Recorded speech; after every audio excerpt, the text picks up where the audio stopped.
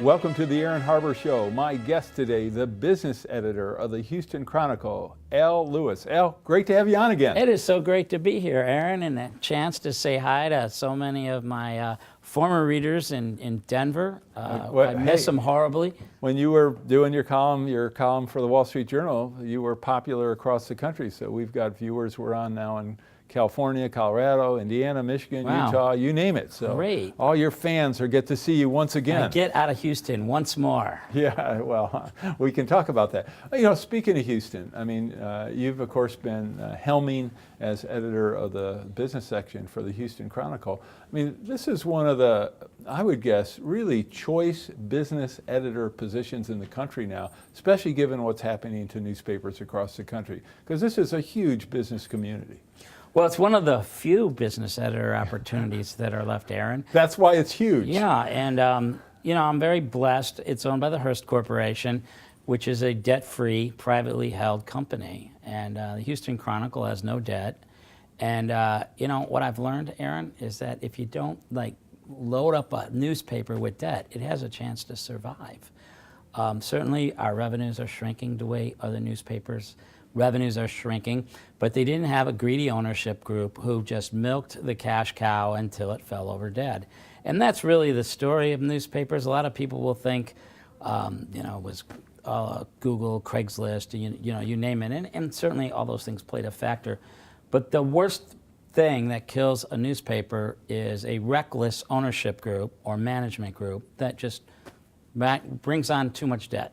And that's true in business, right? That's the number one cause of business failure, right? Too much debt. But that formula works a lot of times for buyers because they get the debt, they take a piece of that, they put money in their pocket, and then it's a game of musical chairs. Right. So if you can do that and flip it to somebody else, maybe it blows up on their watch, or they get to flip it and do somebody else. You'll notice that the Denver Post is on its second hedge fund owner, you know. And they're doing all right, but they're doing it by cutting costs and putting out what I think is a much lower quality product than it was 10 years ago. I would guess privately the vast majority of people who worked at that newspaper or are working there today certainly would say the same thing. It's not You're being generous when you say vast majority. I was going to say everyone.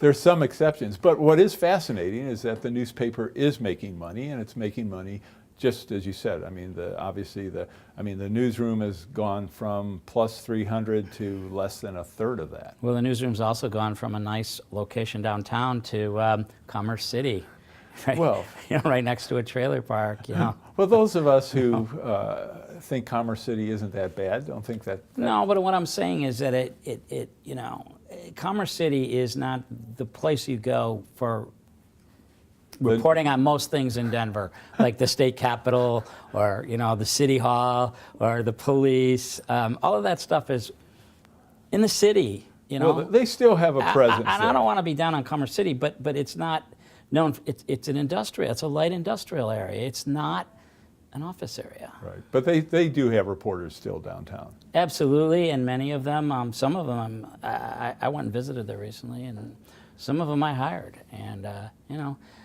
Listen, you love Colorado, right? Absolutely. And that's why they're there. They love Colorado. Yeah. And you know what? I love Colorado too. And I left because, you know, the declining opportunity that was at both the Rocky Mountain News and the Denver Post. And, you know, my house is in Colorado. I plan on moving back there someday. And, you know, you get a good job at a city like Houston, or do you know, have a great place to live like Colorado, and you got to report to Commerce City in the morning. If you could even hold that position anymore. Yeah, it's if. All right, so let's talk about weather and Harvey and its impact here. I mean, those of us in Colorado were just stunned at, you know, some of the footage, what we saw happening in Houston weather-wise. For those of us who visit and we're going over highway viaducts or bridges and being told that the water was actually over this bridge. And, sure. I mean, just extraordinary events. How was the city impacted, and how was the city impacted, and in addition, you know, how has the city recovered? Well, you know, this is my third 500-year flood. And I've been here less than 2 years. I didn't know you were that old. Yeah, so the flood maps are obviously a little off by a couple of centuries, or should I say half a millennia. But, you know, this place is a swamp, and they built a city over it.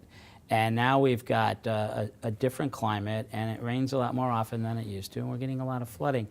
This thing with Harvey, I mean, it was just a big cloud that hung over the city and dumped rain for, you know, days. And, you know, everything flooded.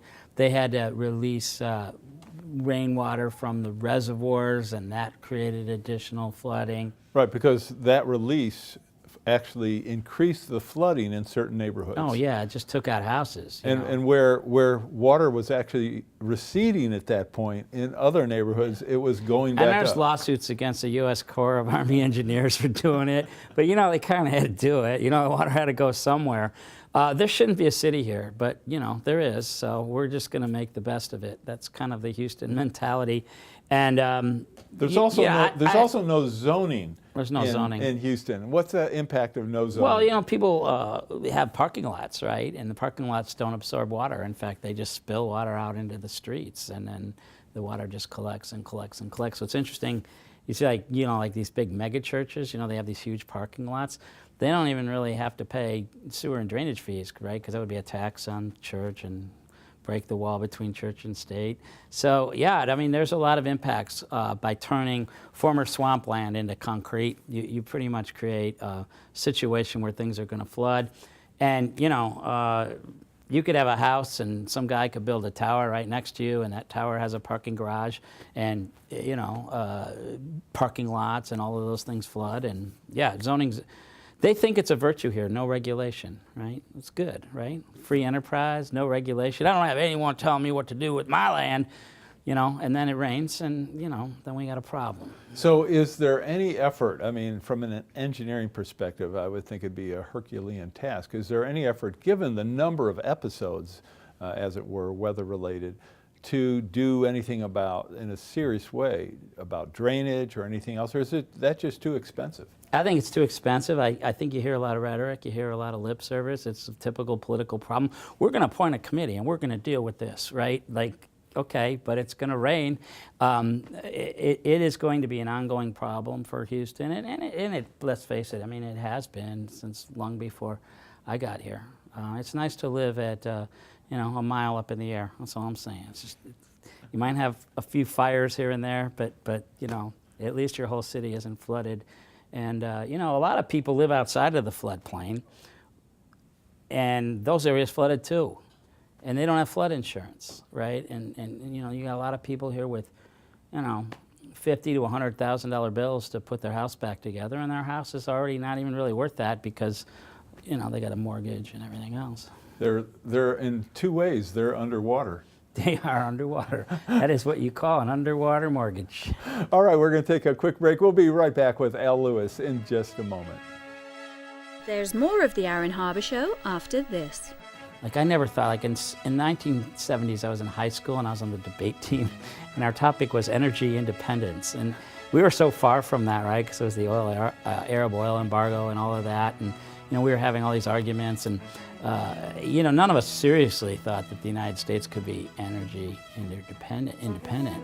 For information on how to help promote civil and mutually respectful discourse and support expansion of the distribution of our programs, please email info@harbortv.com.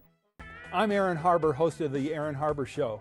You can follow the show on Twitter for instant notification of new episodes, live event invitations, outtakes, and behind-the-scene photos. And tweet us your topic and guest suggestions today. Join me and watch The Aaron Harber Show. Watch The Aaron Harber Show. Watch The Aaron Harber Show. Watch The Aaron Harber Show. Watch The Aaron Harber Show. I'm Reverend Jesse Jackson. Watch The Aaron Harber Show and keep hope alive. I'm Aaron Harber, host of The Aaron Harber Show. Find us on Facebook to get all the latest updates, see behind-the-scene photos, and make comments and ask me questions. You can see episodes before their TV broadcast, so like the show today. I'm Aaron Harber, host of The Aaron Harber Show. I very much would like to hear from you about the program, so please send me an email with your thoughts. You can suggest what topics I should cover, what guests I should invite to be on the show, or even what specific questions you would like me to ask. This is your program, so send your suggestions to Aaron at harbertv.com. I promise to personally read every one, so email me today. And most of all, thanks for watching. The Aaron Harber Show may be viewed 24/7 at no charge from any location in the world at harbertv.com. Welcome back to the show. We are with the business editor of the Houston Chronicle, Al Lewis. So Al, obviously Houston is the energy capital of the U.S., if not the world. Certainly. I would guess Houston says it's the energy capital of the world. We like to say that. We have very few other distinctions other than the flooding capital of the world. But all right, so tell me about your sense in terms of oil, oil markets, and the price of oil. What can we expect? You know, when I first moved here in 2016, oil was bouncing up from $23 a barrel, which had been an unthinkable low. And it has recovered. Now it's hovering just a little bit above $60 a barrel.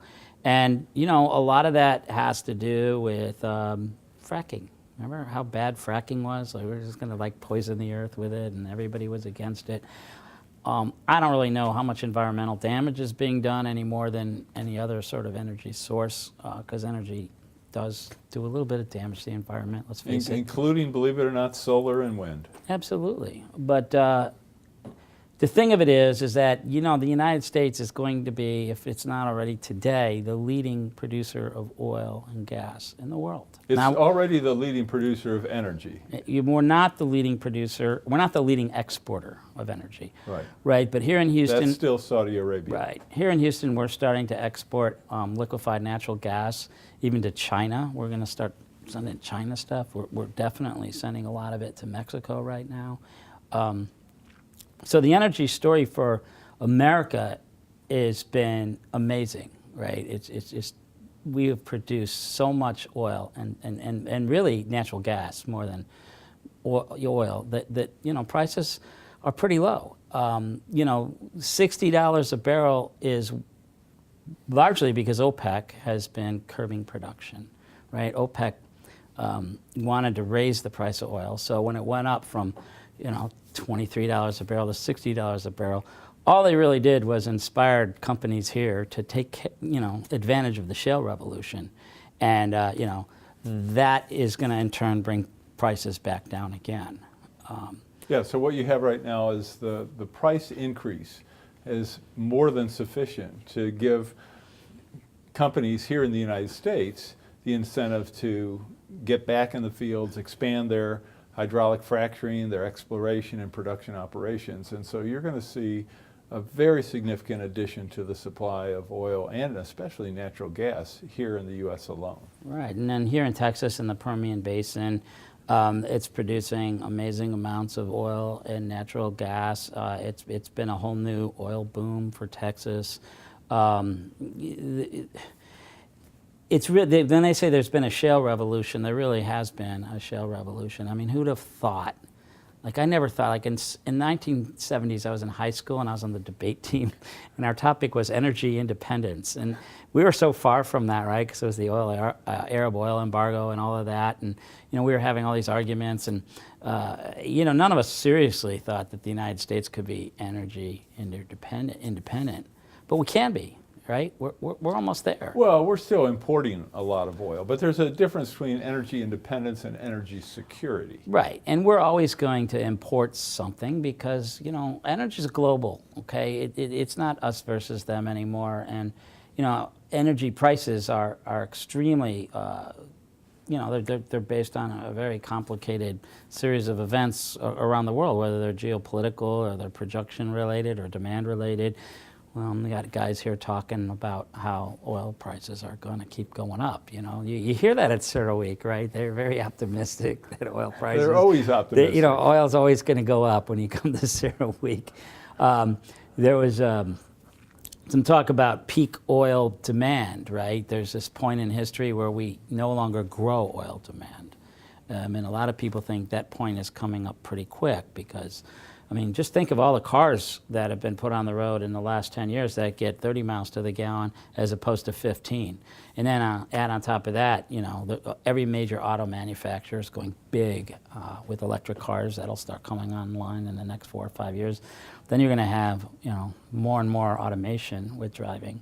And there's a chance that we will hit peak oil demand in the next 5 or 10 years. Now, that's all theoretical. We don't know. But if oil demand is not going to grow anymore and production is just going to keep rising, I mean, technology has basically solved the problem, right? We got great technology for producing oil, and we got great technology for not using very much of it.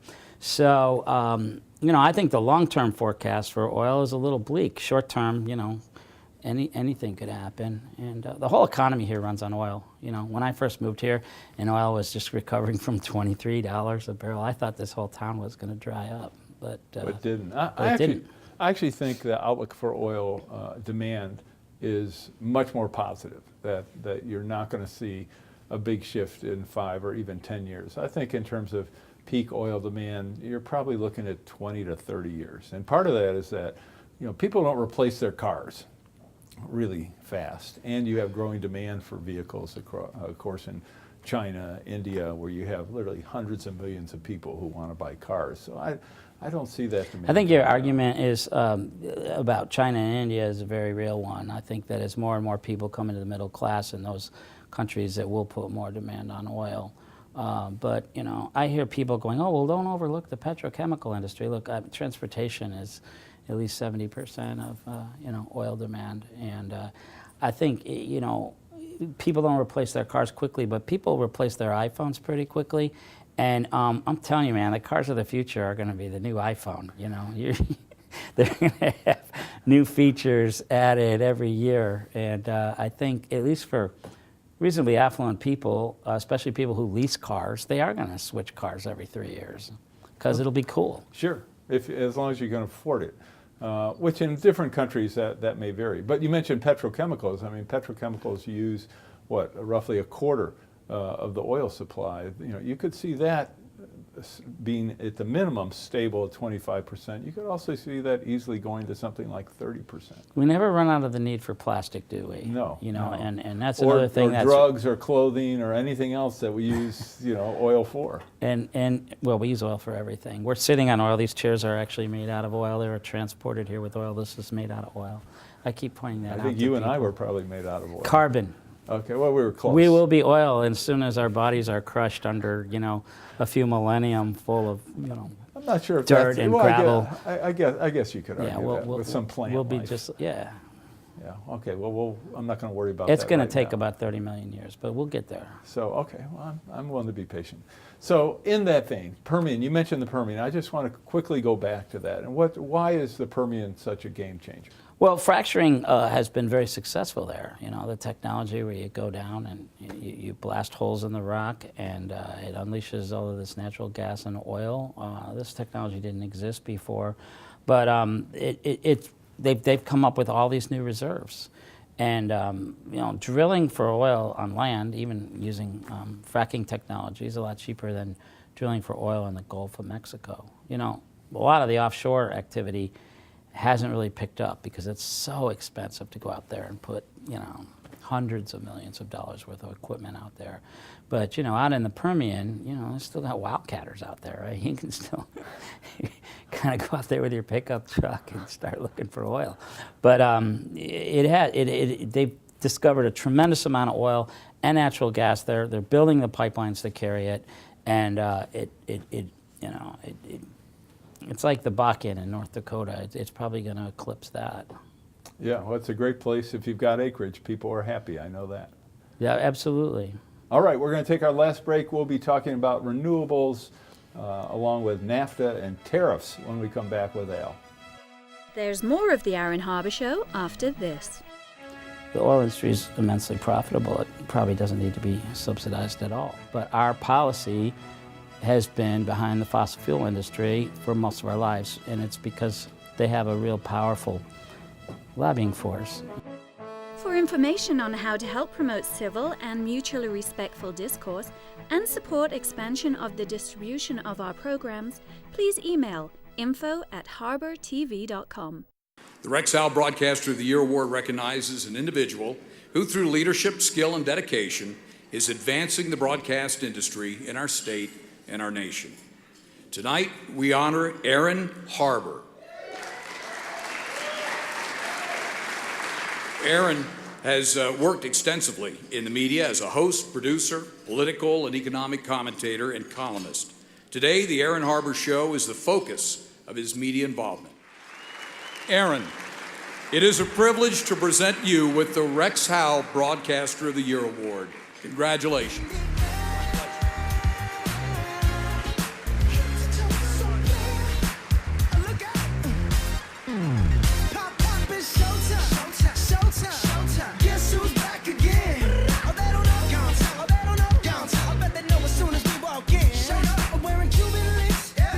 Just make journalism great again.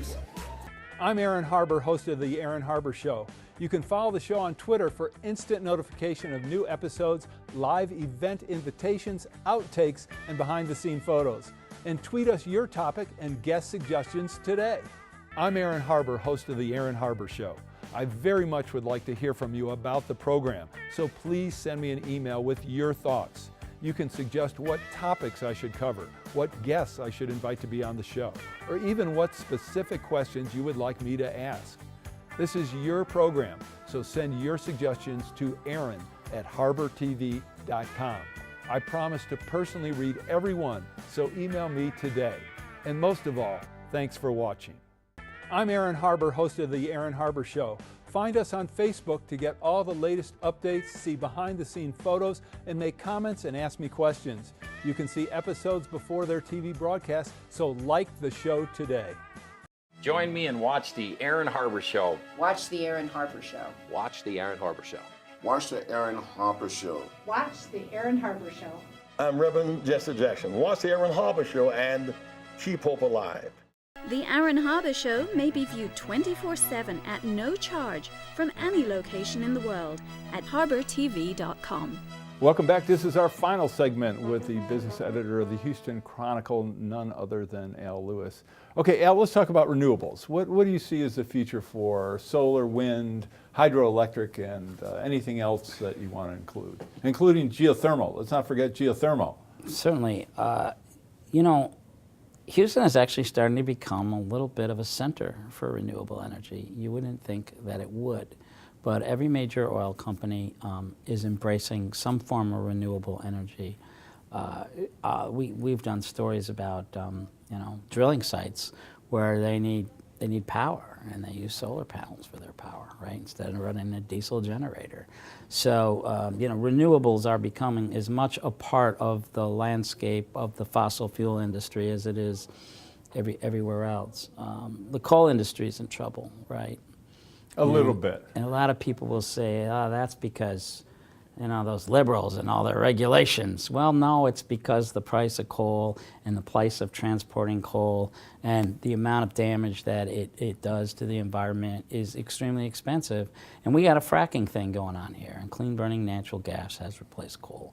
So, here in Texas, there have been several coal burning power plants that they've just shut down. They no longer burn coal, they burn, they set up new ones that burn natural gas. And that's a trend that's repeating itself all over the country. I know in Colorado we still have some coal burning plants, but and it's interesting because they're pretty close to Wyoming where a lot of that coal is produced. But I don't think they'll be building new coal-fired power plants anytime soon. No, they're phasing them out. And so the solar industry at this point in history actually employs more people than the coal industry, and so what do? Let's put a tariff on solar panels. Well, we did that. Yes, we did that. And people will say, all my career I've heard people say, none of these things work unless you give them incentives. Well, now we're taking incentives away and we're actually taxing them. In Oklahoma, they're trying to tax solar energy, right? Like, why would you tax solar energy? To make oil more competitive. Right. The oil industry and the coal industry, the fossil fuel industry has always benefited from incentives provided by we the taxpayers. Such as what? What Well, incentives? All kinds of incentives. Just the way the tax is structured. So depletion allowance. Depletion allowance. Thank you. That's what I was thinking Certainly, of. that's one. But I mean, research. There's been billions of dollars. research, but also like when pipelines go through places, certain rights of way are granted a lot more easily when they're going through federal lands. Certainly, some large percentage of the land here in the United States is owned by the federal government. So there are all kinds of breaks that are handed out to oil companies for the rights to drill on these lands. It goes on and on and on. The oil industry is immensely profitable. It probably doesn't need to be subsidized at all. But our policy has been behind the fossil fuel industry for most of our lives, and it's because they have a real powerful lobbying force. And coal still has a pretty powerful lobbying force. Unfortunately, they got to a point where no matter how powerful they are, it's still not economical. So what are you talking about, right? Well, we're seeing that play out, regardless of how excited the president may be about coal miners. Let's jump to, we only have a few minutes left, tariffs. You mentioned already the tariffs on solar panels, which is going to have a significant impact on the solar industry. Though at the same time, you certainly have the costs of solar panels, even here, going down significantly. Talk about tariffs in general and where you think they make sense, if ever. Well, I used to hear that was just not part of the Republican orthodoxy, certainly not part of the conservative orthodoxy, that we were going to have tariffs. Protectionism is sort of the opposite of free markets, and they've always been the party of free markets. How things have changed.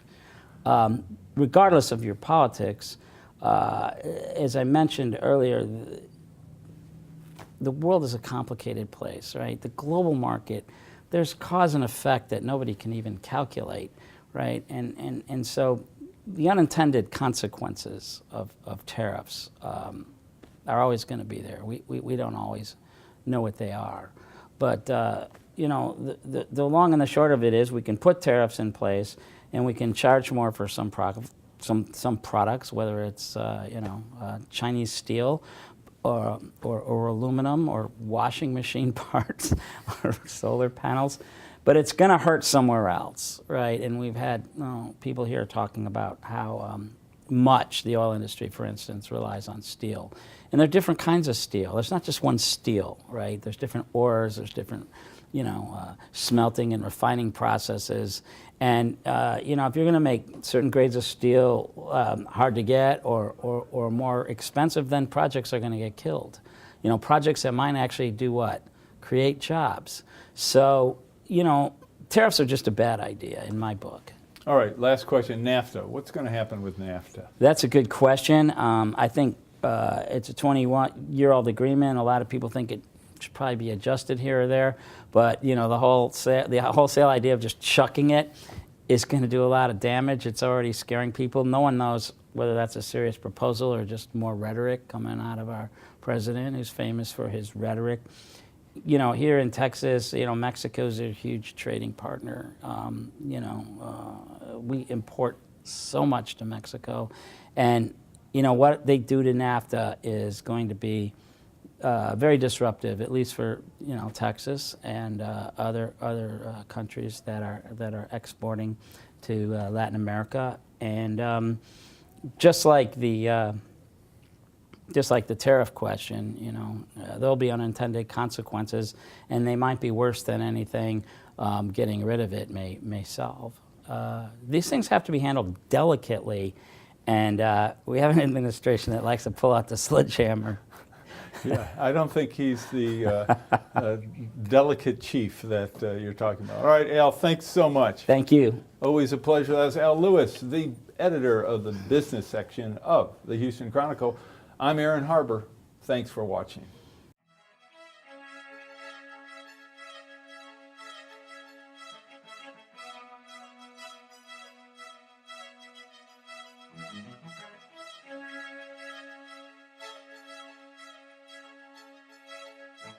Please contact us. We want to hear from you. And thanks for watching.